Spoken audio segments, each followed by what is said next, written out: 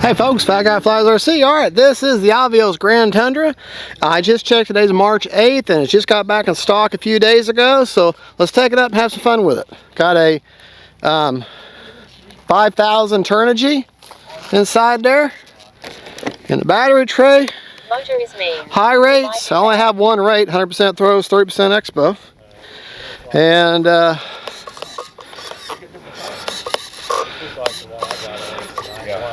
landing flaps. Flaps up. turn around here.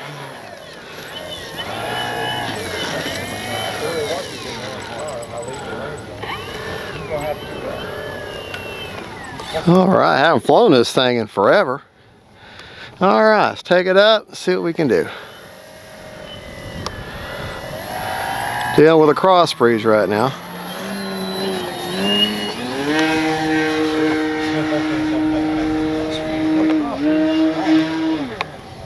Yeah, it'll move.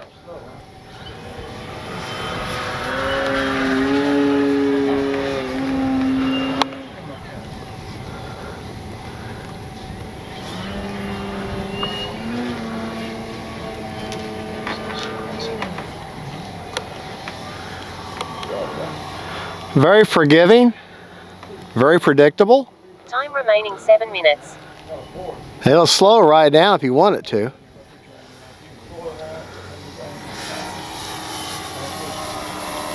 Or you can give it the beans.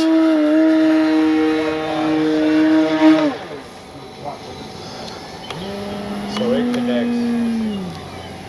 So it's like the in-between on the computer? Oh, Wi-Fi, in other words, you hook it up to your home. Or it just goes No problem inverted. Well, I'm getting ready to go watch stuff.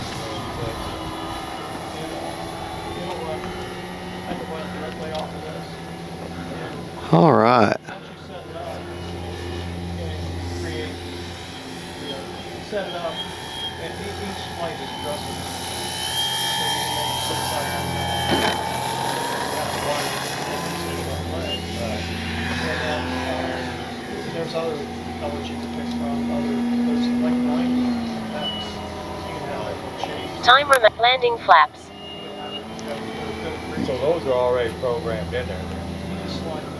Adjust them. There's some slide bars that we can do different, faster, slower, more people.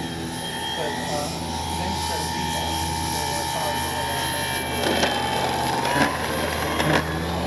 Bouncy, bouncy, bouncy. Flaps up. But if you want to change it, That keeps it convenient though when I don't on the phone. so what it does, it takes your line and you can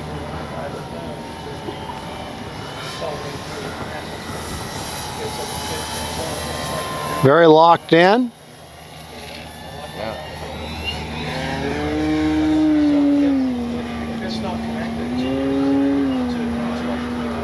Reminds me a lot of the 4S powered, a little bit smaller Durafly Tundra.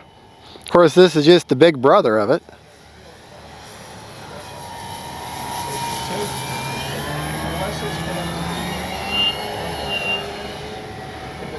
You go in and grease everything. This stuff is unreal. Time remaining 5 minutes.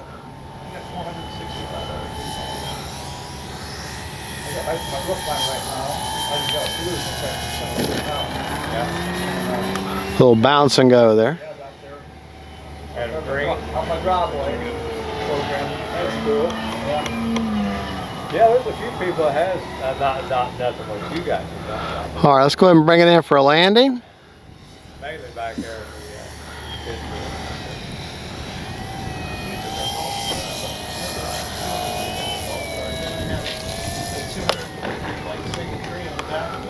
All right.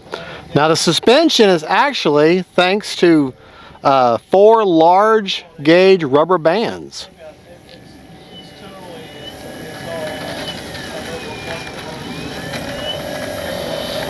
Yeah, I understand, folks. I'm also landing with a cross breeze too. Take it out here, the grass. Get ourselves some grass hops. Most of you guys have grass fields, and that's where this thing is at home. All right. Not even going to use takeoff flaps. Alright guys, we'll see you later. I might be out tomorrow. Alright, I might be too. Yep, alright, see you later. There we go. All right. Take it back out here and let's land in that same grass. Then we'll have to end it because got other people want to fly and I'm just doing a demonstration.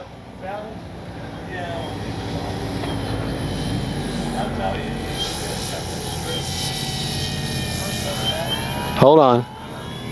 I did kind of touch that one wheel.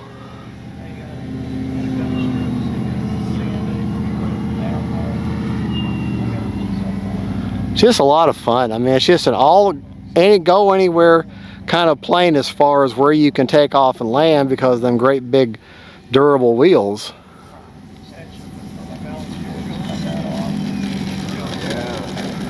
There we go. That's where she shines. That's where she shines right there.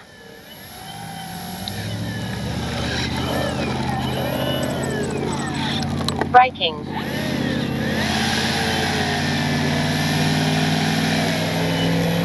Just want to show you the throws real quick before we take off one more time. I'm in my high rates, 100% throws, 30% expo.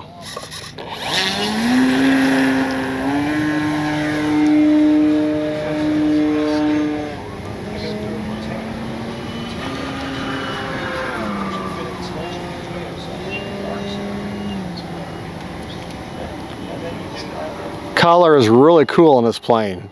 The silver and the green really show up real well. Landing flaps.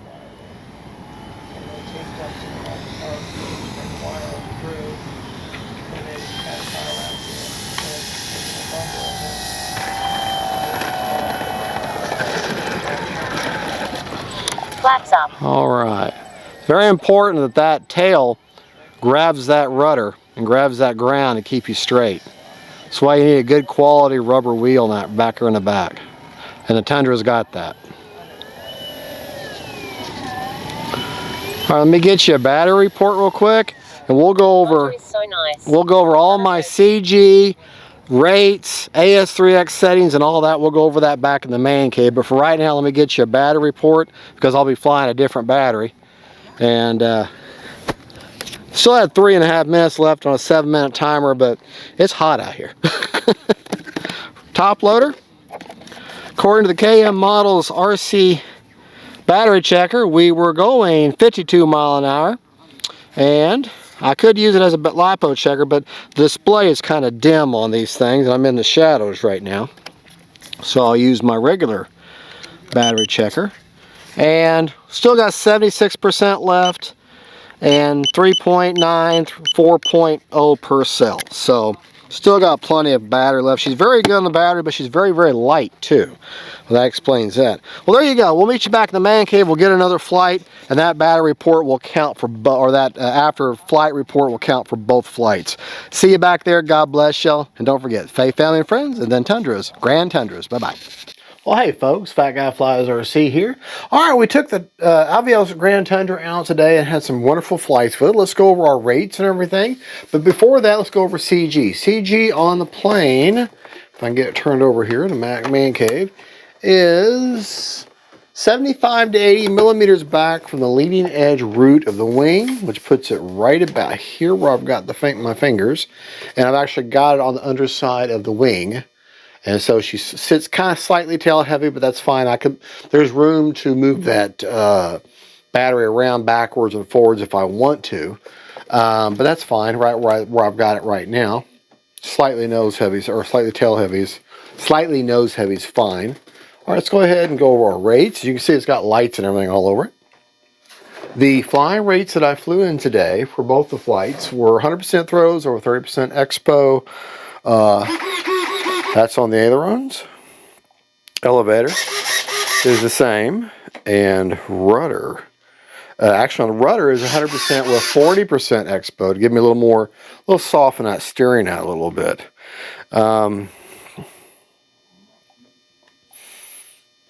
Hold on just a second. Sorry, I just saw that one of my expos, one was 40 and one was 41. I'm just correcting that real quick while I'm here, because otherwise I'll forget. Now my flap settings, go over the AF flap settings real quick. There is a mix that I use, and flaps up are negative 100%. Takeoff are 0% with a 10% down elevator mix. Oh, you probably can't see the elevator that well. And then landing are 100% with 25% down elevator mix, and that is on a 2-second deployment. All right, let's go over our AS3X settings. Of course, props got to be off. The AS3X settings that I flew in today.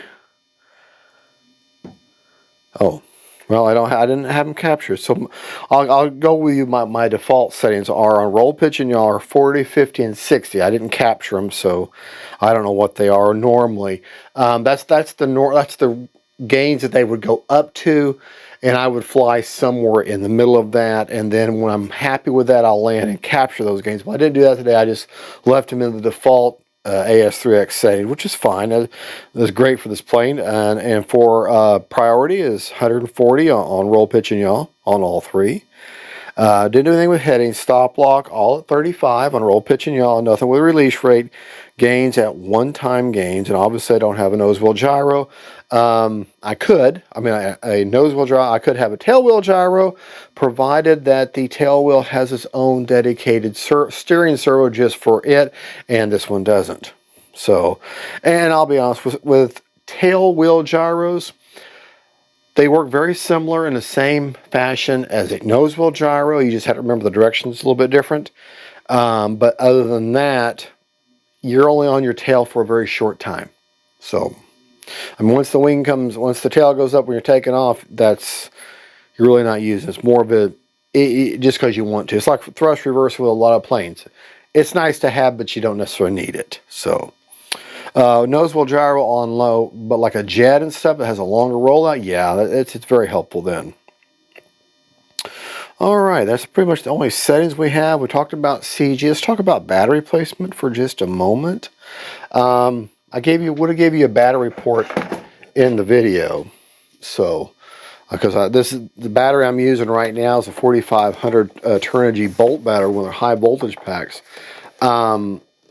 This thing has a really nice feature when it comes to loading your battery in and out. As you can see, she's a big plane. You anchor in your battery tray with an anchor, and which I just think is fortuitous that it actually is shaped like an anchor. I think that's kind of humorous. But put your battery in there. Remember, it has an XT90. For all lights are going to go out. XT90. For your battery connection, XT90. And the battery I was using the last flight, which I was learning how to slip with today. Hey, I finally learned how to slip. I mean, wasn't really good at it, but for the first time ever trying it and just doing it based upon people's audio telling me how to do it, not showing me, and then watching like Adam Aviator, Model Aviator, watching him do it, just see it, and then go out there and just try it myself based upon what people have told me and seen. I was very happy that I was actually able to pull a couple of actual slips off. It's the first time I've ever done it. And but the battery I'm using today was a Bolt high voltage pack. You charge that at the 4.35, and this is a 4500 6S. Okay. But I love these batteries. I get these from Hobby King. They sent some they sent me out, some I bought myself, and this is one of the ones I bought myself. I think I bought this one. I really don't remember now, but I'm very pleased with it. Very pleased. I'm very pleased with the performance of the Turnigy battery as a product. Period. But yeah, there you go. Now I don't like this. One of the things is that They got an 80 amp ESC in there, and they just have it kind of flopping around. It's not really secured. I think they should have at least taken some two-sided Velcro or something and secured it. But you will be moving your battery tray in and out, and it is kind of neat though that the 4500. If I put it right there on the mark between the 4 and the 5, she CG's great. So 4500. And which that works out really well, really well. But you just put that back in there and be careful, like one of the trays or one of the little wires from the ESC gets in the way. If you don't get that lined up right, then your battery tray won't secure down. So make sure them wires are out of the way and you won't have any issue at all. And then you just take your little anchor and just pressure fit straight in, twist and turn, locks it into place. And that battery is not going to go anywhere. You have your back here is where you put your receiver. You can grab it right there. And also there's in here, there's a servo. I believe they have a servo in there, if I remember right. Well, there's a mechanism. Yeah, there's a mechanism in there to where you could add a tow cable and tow like a tow glider or something with this. The suspension gear is very simple suspension in that it is big, firm rubber bands. Okay, that give you your suspension gear, and they're very effective. Sorry, I probably just muted the audio without me. But they're very effective. And I put, I think, 2 on each one of these, and I got a bag of replacements. I forget what number of rubber bands. They're just some heavy-duty black rubber bands. And of course, the air-filled tires are air-filled, so pneumatic. You can pump. And I initially, after the first unbox and build, what was it, last year that this thing came out? Early last year of 25. And when I put the air in, then that's all I've done. And they're holding the air. So, and usually that's the biggest complaint people have with these pneumatic tires, is they start losing the air. Well, these are pretty well made, tough tires. I did buy the 4S prop. I do plan on, I got it laying here somewhere. I do plan on trying this on a 4S, but I'll be honest, I love the way she performs. It's like unlimited vertical, all day long power, and you can just dial back the speed. So I don't know, I may not do that, but yeah, you can fly around a large 4S. But there you go, folks. That is the Avios Grand Tundra. Incredibly good flying plane, very stable. It's got power for days, and I can't say anything bad about it. It's an enjoyable plane. It's fun. It's very easy to see, especially with this livery. The lights are nice and bright, and yeah, there you go. Thank you, Hobby King, for sending it out to me for review. Viewers, thank you for coming by and see what this fat guy is all about. God bless each and every one of y'all, and don't forget, faith, family, and friend, God is good, and that's the Avios Grand Tundra, and we had a blast flying her a couple times today. Bye-bye, y'all.